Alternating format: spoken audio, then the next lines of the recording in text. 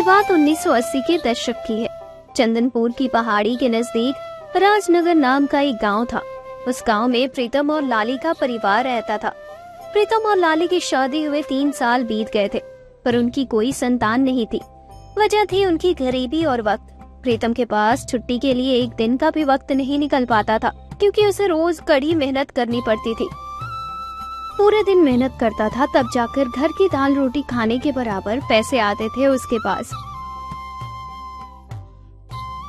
लाली, हमारी गरीबी हम पर इतना हावी हो चुकी है कि लगता है अच्छा हुआ अब तक हमारी कोई संतान नहीं हुई।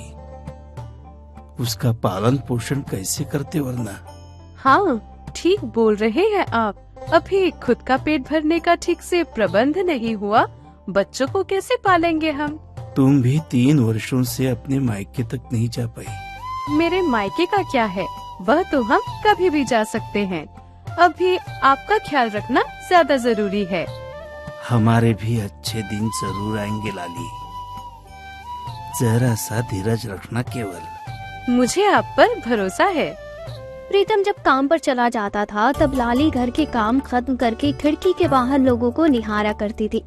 उनकी खुशहाल जिंदगी को देखकर खुद को भी खुशियाँ देने की कोशिश करती थी। तभी लाली की नई सहेली रजनी उसके पास आई। कैसी हो बहन? अकेले अकेले कैसे दिख रही हो? क्या बताऊं बहन, घर के काम खत्म करने के बाद काफी अकेली हो जाती हूँ। मेरे पति को काम से वापस आने में शाम हो जाती है, इसीलिए इन पंछियों को, छोटे बच्चों की किलकारियों को, गायों को, बिल्लियों को यही खिड़की से देखकर अपने आप को व्यस्त रखती हूँ। बहन, मैं एक सुझाव दूं तुम्हें, कहो तो? इन 3 सालों में तुम ही तो मेरी इकलौती सहेली हो बहन। तुम्हारी बात क्यों नहीं मानूंगी मैं? बताओ क्या सुझाव है? मेरी भी शादी की शुरुआत में तुम्हारी तरह ही यही हालत थी, खाली बैठे बैठे उब जाती थी। जब मैंने ये बात अपने पति को बताई तो उन्होंने बगल की पाठशाला में मुझे काम पर लगवा दिया था। मेरा खालीपन बच्चों को पढ़ाने में गुजर जाता था और 4 पैसे घर के लिए भी जमा हो जाते थे। सुझाव बहुत अच्छा है।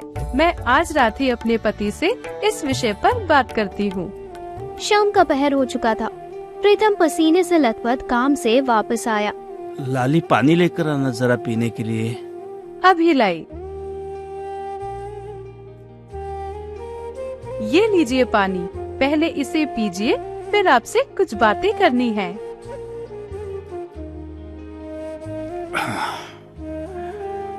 हाँ, अब कहो लाली, क्या बात है? मैं घर के काम खत्म करने के बाद काफी अकेली हो जाती हूँ।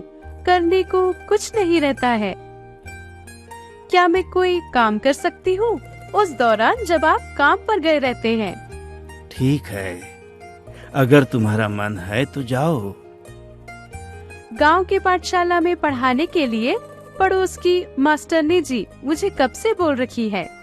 अच्छे से पढ़ाना बच्चों को।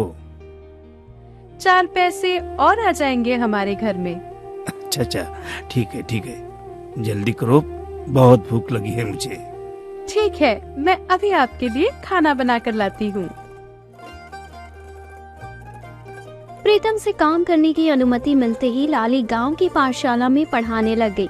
गांव की पाठशाला में शिक्षक और शिक्षिकाएं दोनों बच्चों को पढ़ाया करते थे। अच्छा बच्चों, ये बताओ कि फलों का राजा हम किसे कहते हैं? आम को कहते हैं। शाबाश बच्चों, तुम सभी तो पढ़ने में काफी होशियार हो। धन्यवाद शिक्षक दीदी, आप भी बहुत अच्छा पढ़ाती हैं। अभी लाली को पाठशाला में पढ़ाते हुए 1 ही सप्ताह हुए थे, तब तक उसके काम को शायद किसी की नजर लग गई। प्रीतम उस दिन जल्दी से काम खत्म करके घर आ रहा था। घर आकर उसने देखा कि लाली अभी पाठशाला से वापस नहीं आई थी। अरे शांति काकी।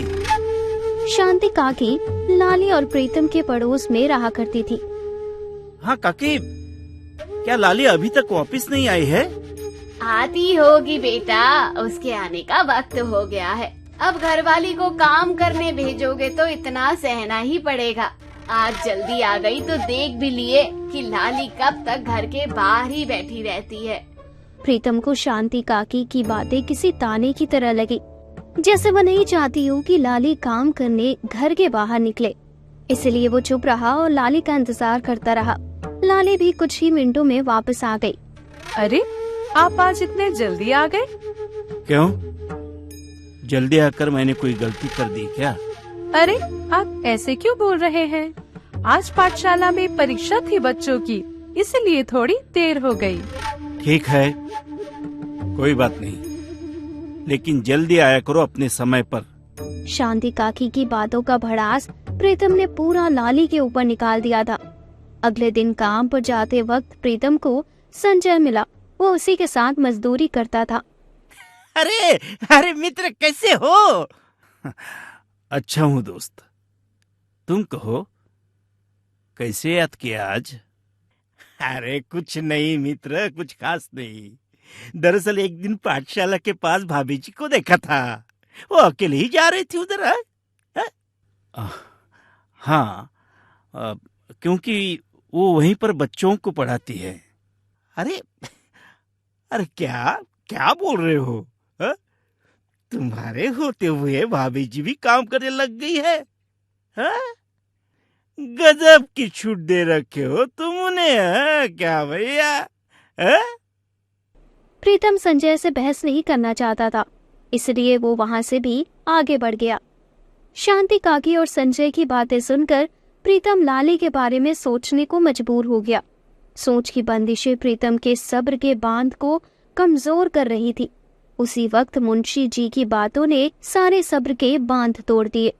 अब आपने क्या सुन लिया मुंशी जी? सुन रहा हूँ प्रीतम बाबू।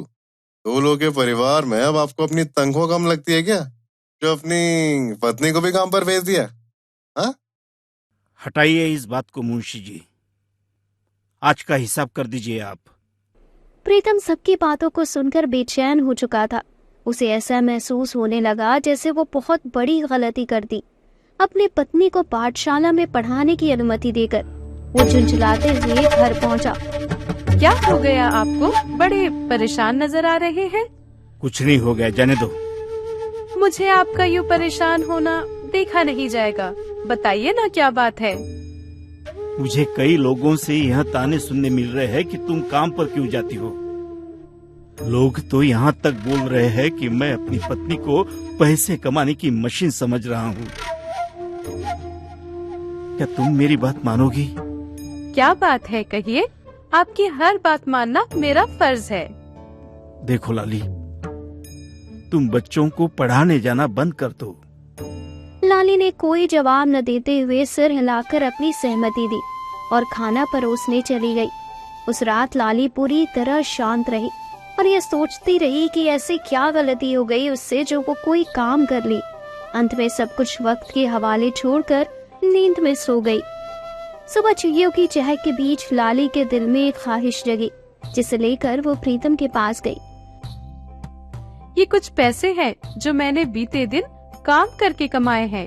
क्या हम दोनों इन पैसों से मेरे मायके घूमकर आ जाएं? प्रीतम को ये मालूम था कि लाली पाठशाला छोड़ने के बाद से दुखी है। मायके घूम आएगी तो मन चहचहा जाएगा, इसलिए वो बिना देर लगाए बोला, ठीक है, मैं आज ही छुट्टी के लिए अर्जी लगा देता हूँ। हम कल सुबह ही निकल चलते हैं। पैदल सफर है जो काफी लंबा है, बारिश हो सकती है, इसलिए छाता रख लेना साथ में। लेकिन हमारे घर पर तो एक ही छाता है। बारिश होने पर हम दो लोग एक ही छाते से कैसे बचेंगे? अरे ऐसा भी कोई जरूरी नहीं है कि कल बारिश होनी ही है। फिर भी एक बड़ी पन्नी होगी तो साथ में रख लेना, अगर बारिश हुई तो। हाँ, ठीक है। अगली सुबह प्रीतम और लाली पैदल ही पगडंडियों से लाली के मायके की ओर जा रहे थे। सिर पर चिलचिलाती धूप को देखते हुए प्रीतम हाथ में रखे छाता को खोलकर धूप से बचने की कोशिश करता है। वो देखो कितना बुद्धू इंसान है, बिना बारिश के छाता खोले घूम रहा है। उस राहगीर की बात सुनकर प्रीतम अपना छाता बंद करके आगे बढ़ने लगता है। बारिश के वक्त की धूप और बादल बहुत ही उमस पैदा करते हैं। मौसम इस घनघोर उमस को दूर करने के लिए बेजोड़ बारिश कराता है। तुम ये छाता लगाओ और मैं पन्नी लगा ले रहा। आगे दोनों को देखकर एक और राहगीर तंज कसता है। उस दोनों के गुलाम को देखो, पत्नी को छाते में रखा है और खुद पत्नी लिए घूम रहा है। दूसरे आदमी की बात सुनकर प्रीतम लाली के हाथों से छाता वापस लेकर खुद लगा लेता है और लाली को पन्नी लगा देता है। देखो उस निर्दयी आदमी को, तो छाता ओढ़े घूम रहा है और अपनी पत्नी को पन्नी उड़ाए घुमा रहा है। क्या समय आ गया है भगवान। तीसरे आदमी की बात सुनकर प्रीतम छाता बंद करके भीगते हुए चलने लगता है। देखो उस बुद्धू आदमी को, हाथ में छाता रखने के बाद खुद तो भीग रहा और अपनी बीवी को भीगने मजबूर कर रहा। मैंने क्या होगा ऐसे लोगों का। लगातार राह में मिल रहे इन सभी उलाहनों को सुनकर प्रीतम अचानक ही ठहर गया। प्रीतम समझ गया था कि नियति ये खेल उसके साथ क्यों खेल रही है, क्यों हर आदमी अलग अलग मायनों में सिर्फ उसे ही दोषी ठहरा रहा है। क्योंकि प्रीतम को ही अपनी निजी मामलों में भी लोगों की बात सुनकर फैसला लेने की आदत थी। वो प्रकृति का मूल मंत्र भूल गया था, जो अब उसके मन में बार बार घूमने लगा। कुछ तो लोग कहेंगे, लोगों का काम है कहना। लाली, मायके से वापिस जाने के बाद तुम पाठशाला में पढ़ाने के लिए फिर से जा सकती हो।